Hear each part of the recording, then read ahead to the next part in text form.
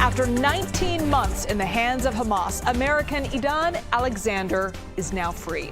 He was released just a short time ago in a handover to the Red Cross at the Gazan border.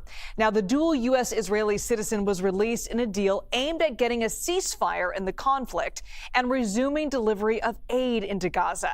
It is believed there are 24 remaining living hostages of the original 251 taken by Hamas in its attack on Israel on October 7th, 2023. Alexander, who is now 21 years old, grew up in New Jersey before moving to Israel, where he was serving in the Israeli military when he was abducted during the Hamas-orchestrated attack that sparked the war in Gaza.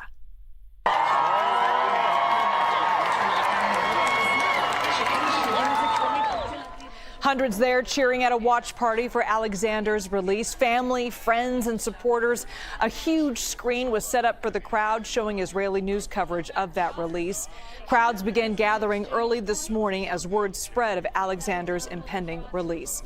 Now, the Israeli Defense Forces, the IDF, just released a statement on Edan Alexander's release. It says in part, quote, "The returning hostage has just been transferred to IDF forces in the Gaza Strip. The returning hostage is currently being accompanied by IDF Special Forces on his return to Israeli territory, where he will then undergo an initial medical assessment and meet with his family." All right, for how this is all playing out over at the White House, let's go to CBS News White House reporter Willie James Inman. Willie, great to be with you. President Trump has been teasing the release of Edan Alexander for days now, including just hours before the actual release. How did his administration secure this moment?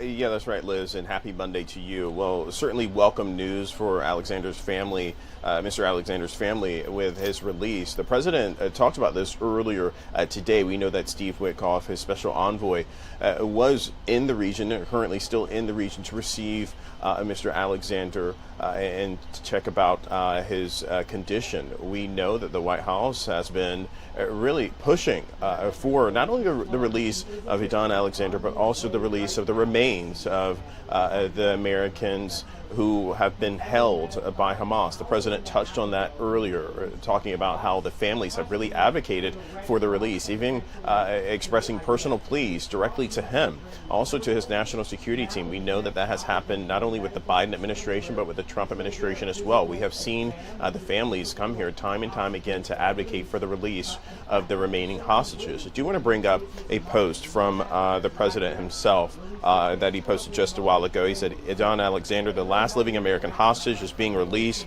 He goes on to say congratulations to his wonderful parents, family, and friends. We know, of course, that the president is headed to the Middle East. Certainly conversation surrounding a more lasting ceasefire deal between Israel and Hamas will be a top conversation with the leaders in the region that the president meets. He's going to travel to 3 different nations: Saudi Arabia, Qatar, and the United Arab Emirates over the next couple of days, Liz. All right, so let's talk a little bit about this 4-day trip, Willie. I mean, you mentioned Qatar is on the list, and that country recently gifted the president a plane that he says he will use as Air Force One. I can imagine there are some limitations, legal limitations, to gifts of this magnitude. And I know he's getting some criticism on both sides of the aisle for this.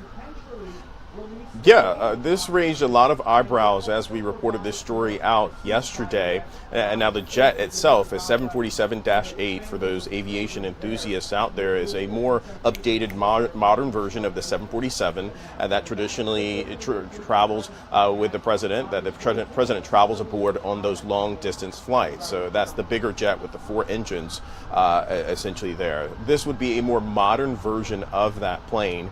The president has really blasted Boeing for delays of the new Air Force One. That certainly won't come to fruition anytime soon. And this jet that the Qatari royal family has donated, says they will donate. Now, Qatar is actually saying, look, this is still under consideration. No decision has been made yet. They released that statement when I asked them about the situation. But the president himself is pushing back against this notion about this multi-million-dollar gift. Listen to what he said a little bit earlier. Has Qatar asked ask for anything in exchange for that $400 million luxury jumbo jet? And how can the American people be so sure that they will not in the future? Well, I think what happens with the plane is that, we're very disappointed that it's taking Boeing so long to build a new Air Force One. We have an Air Force One that's 40 years old.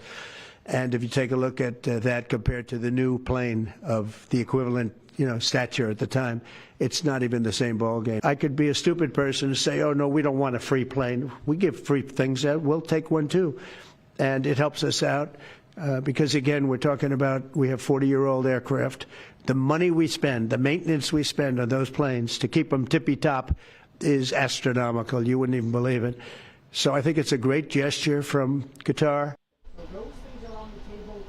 Now, the reason why the president is talking about the money we spend on these planes is so astronomical is because of the amount of money it takes to secure these planes. And they're specially modified jets. They're not like the 747s, the commercial jets. Although they're similar, but there's so many modifications that go into essentially making this the White House of the sky. And the president wouldn't be able to fly this jet back home. In fact, he's not doing so on this trip because it would need to be modified. It would need to be checked if it indeed does transfer to from the Qataris to the Department of Defense.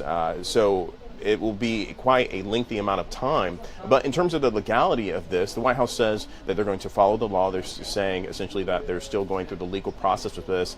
The emoluments clause essentially says that you cannot accept a gift from a foreign power without permission from Congress. So members of Congress have been saying that you need the permission from them to be able to accept this type of gift, especially what would essentially be the largest and most expensive gift any president has received in American history, Liz.